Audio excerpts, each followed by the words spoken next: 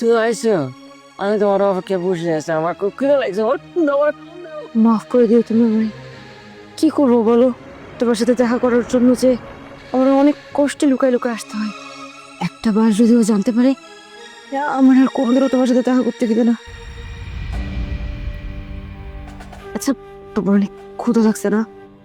তুমি কি আশেপাশে দেওয়া কারো কোনো কিছু খাইছো নাকি? না, ভাগ্যের কাছে, নিয়তির কাছে আমরা দুইজন হার মানছি। তুমি আমার দয়া করে মাফ করে দিও। এই যে তোর খাবার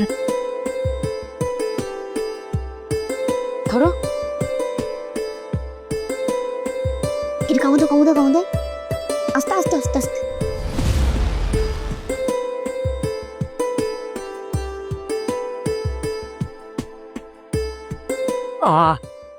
আমিও না তোমার খুব ভালোবাসি, খুব ভালোবাসি। তুমি তুমি একটু ঘন ঘন হইতে পারো না? আমার খুব খারাপ লাগে, জানো, খুব খারাপ লাগে। বাহ বাহ বাহ বাহ বাহ বাহ। তাহলে এইগুলোই তুমি করো? হ্যাঁ, আমি বাসা থেকে অফিসে যাওয়ার পর তুমি তাহলে এখানে আসো। কিন্তু এই ছেলেটা কে? পাগল? মানে আমি যতদূর জানতাম যে বিয়ের আগে তোমার একটা ছেলের সঙ্গে রিলেশন ছিল, এটাই কি সেই ছেলে? তোমার শোক সহ্য করতে না পেরে পাগল হয়ে গেছে, আর তুমি এখনো তোমার হাজবেন্ড থাকার পর লুকিয়ে লুকিয়ে ওর সঙ্গে দেখা করতে আসো? হ্যাঁ, এগুলো চলে? ট্রাস্ট মি, তুমি যা ভাবছো পুরোপুরি ভুল ভাবছো। আমাকে ভুল বুঝতেছো তুমি। এই থামো, আর কথা বলতে হবে না। কি বোঝাবো তুমি আমাকে? আমি তো নিজের চোখেই দেখলাম, আর তোমাকে হাতে হাতে ধরবো বলে তো তোমার পেছনে আমি ট্র্যাকার সেট করে দিয়েছিলাম।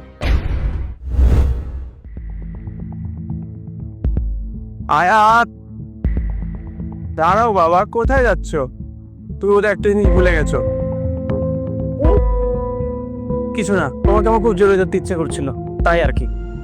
তুমি অফিসে যাবে না? যাবো, আজকে একটু লেট করে যাব, কারণ আজকে খুব একটা বেশি কাজ নেই অফিসে, তাই। ঠিক আছে, যাই তাহলে। হ্যাঁ, তুমিও যাও, আমি অফিসের জন্য একটু পরে বের হয়ে যাব। ঠিক আছে। আমাদের বাসার দারোয়ান আমাকে সবসময় বলতো যে স্যার, আপনি বাসা থেকে বের হয়ে যাওয়ার পরে ম্যাডাম বাইরে চলে যায়, আর আপনি বাসায় ফেরার ঠিক 1 ঘন্টা আগে ম্যাডাম বাসায় ফেরে। তাহলে এগুলোই চলে? হ্যাঁ, এগুলোই চলতেছে? ছি ছি ছি ছি ছি।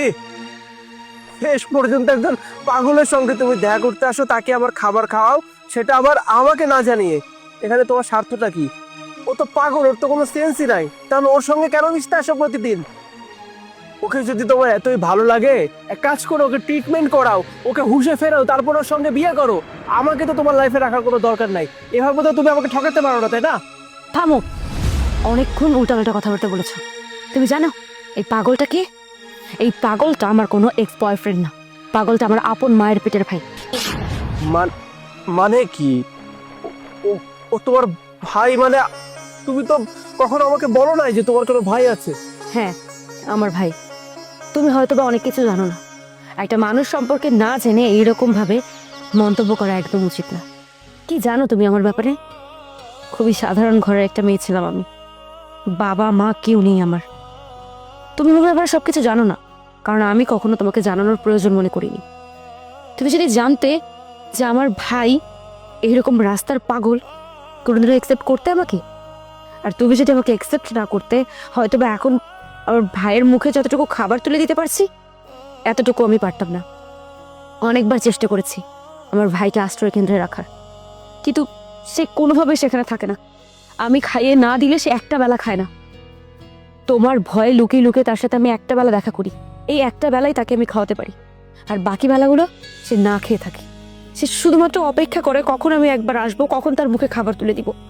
তোমাকে যদি আমি বলতাম যে আমার ভাই একটা পাগল, তুমি আমার ভাইকে একসেপ্ট করো তো দূরে থাকা, আমাকে একসেপ্ট করতে না।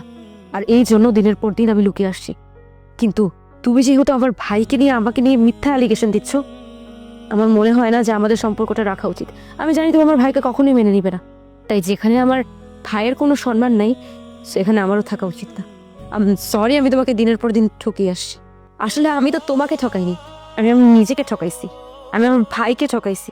নিজের সাথে অত্যাচার করে করে দিনের পর দিন নিজের ইচ্ছার বিরুদ্ধে গিয়ে আমি তোমার সাথে থেকেছি। দিনের পর দিন আমার ভাই এরকম অবহেলিত হয়েছে। আর না, দরকার হলে আমি রাস্তায় ভিক্ষা করে খাবো, তারপরেও আমি আমার ভাইকে ছেড়ে কোথাও যাব না। তুমি যেতে পারো। বুঝতে পেরেছি, কিন্তু আমাকে তুমি একটাবার জানাতে পারতে। দেখো, শুধু শুধু আমি তোমাকে ভুল বুঝতাম আর একটু হলে, যদি এখানে না আসতাম। আর তোমার ভাইয়ের এই অবস্থা, আমাকে তুমি যদি বলতে, আমি কখনো তোমাকে অপমান করতাম না। আমি ঠিকই তোমার ভাইয়ের দায়িত্ব নিতাম, কারণ আমি তো তোমাকে ভালোবাসি। তোমাকে যেহেতু ভালোবাসি, তোমার পরিবারের ভালো মন্দ দেখার দায়িত্ব আমার, তাই না?